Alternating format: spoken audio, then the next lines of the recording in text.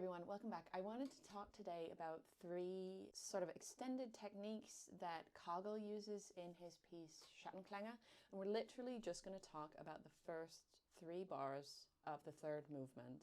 This is a piece I absolutely love. People don't play it that often anymore, unfortunately, but it's such a great and challenging piece for the bass clarinet.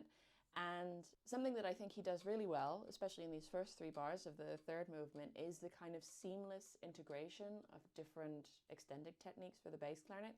And I know this is also something that a lot of composers, maybe student composers, struggle with, is integration of different techniques that are happening either together or one after another. So I thought we'd just look at these first three bars, because I think the way that he notates these and the way that they work together to really add something to the music works so well. And I would just sort of encourage you in general to have a look at this score, because it's just great.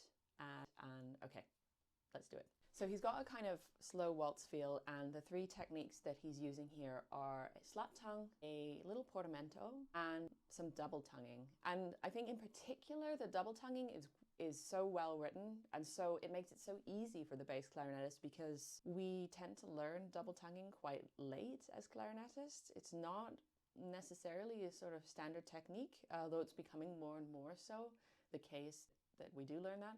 So because we learn it a little bit late, sometimes coordination is a little issue. But what he asks you to do here is to just do one double tongue on each pitch. So you have this nice...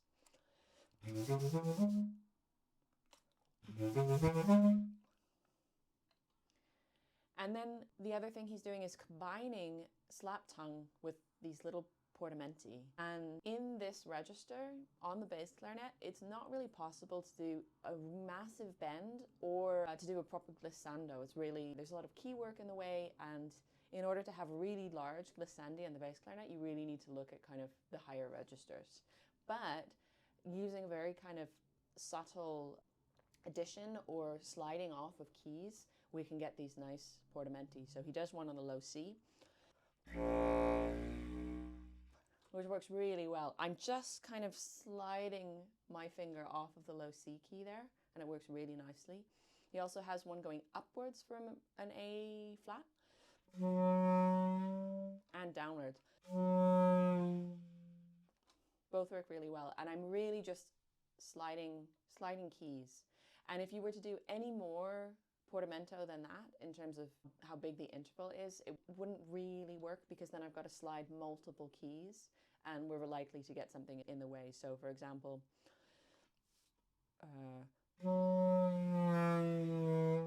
you're going to start to hear little dips, or there's a much increased danger that you're going to hear these little dips. And it works really well starting the note with a slap tongue.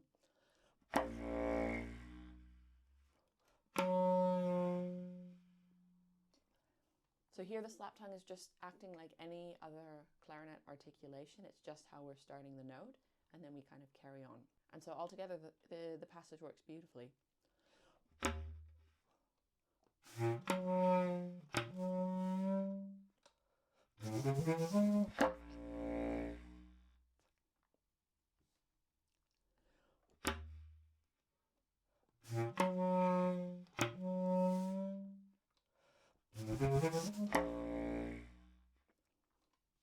So I hope that just gives you something quick to think about in terms of the integration of these different techniques and how you might do that in a really musical and subtle way. So I wish you happy composing.